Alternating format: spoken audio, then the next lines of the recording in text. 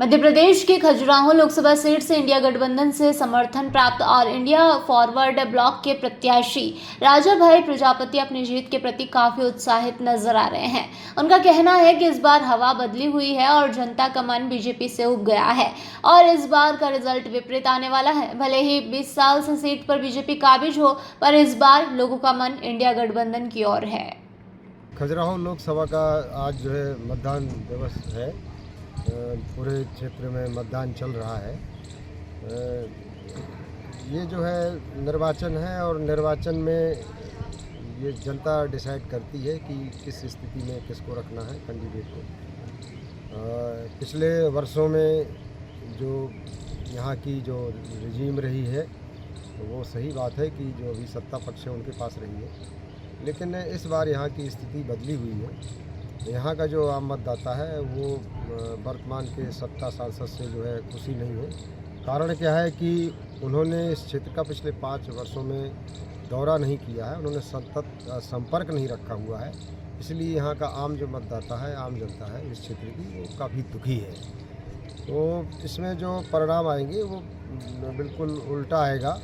और दूसरा इस बार ये भी है कि इंडिया गठबंधन की ओर से मैं प्रत्याशी हूँ और एक तरफ जो है दूसरी पक्ष से एक प्रत्याशी है।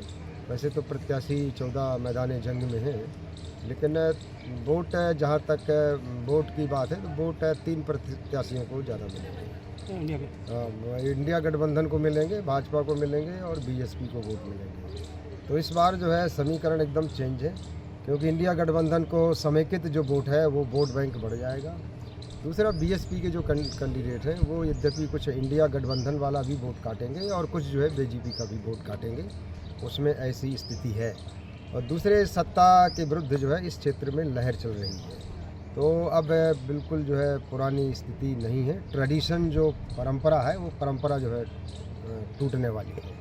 विधानसभा चुनाव को भी कुछ ही महीने हुए हैं। 8 की 8 विधानसभा सीटें जो लोकसभा में हैं वो भाजपा के पास हैं। आप कह रहे हैं संपर्क नहीं किया इसलिए एंटी इनकम्बेंसी की बात कर रहे हैं आप, लेकिन आपकी अगर बात की जाए तो कि आपको भी कम समय हुआ है, इतना बड़ा क्षेत्र है 8 विधानसभाओं में, किस तरीके से आपने संपर्क को पहुंचाया आपने? और रही बात इंडिया गठबंधन की, तो किस तरीके से इंडिया गठबंधन ने एक सभा तक नहीं की आपके पक्ष में पूरे लोकसभा क्षेत्र में? देखिए, ऐसा है जो विधानसभा के चुनाव परिणाम थे उसमें आपने देखा होगा कि कुछ विधानसभाओं में ये स्थिति थी कि जो आज इंडिया गठबंधन के जो दल हैं उनमें से यदि उन वोट को मिला दिया जाए तो शायद उतने जो जीत दिख रही थी वो मतलब जो है उस प्रकार की नहीं हो पाती।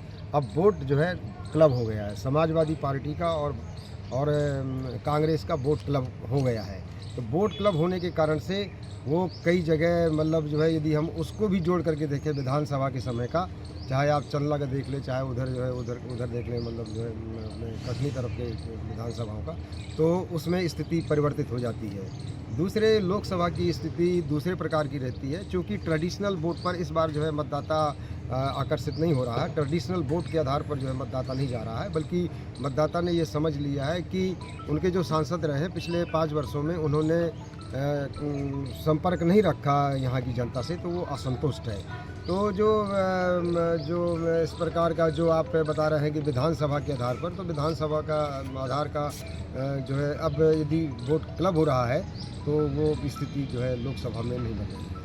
आपके पक्ष में एक भी सभा तकनीकी इंडिया गठबंधन में जीतू पटवारी आए, आप एक बंद जगह में आपसे मिले चले गए, लोगों ने जाना ही नहीं विधानसभा में कोई किस तरह से सपोर्ट दे रहे हैं? देखिए, ऐसा है कि चूँकि जब एक नाम निर्देशन पत्र जब निरस्त हो गया था तो उसमें इंडिया गठबंधन के जो दल थे, खास तौर से कांग्रेस और समाजवादी पार्टी, उनको ऊपर स्तर से और विचार विमर्श करने में थोड़ा सा समय लगा।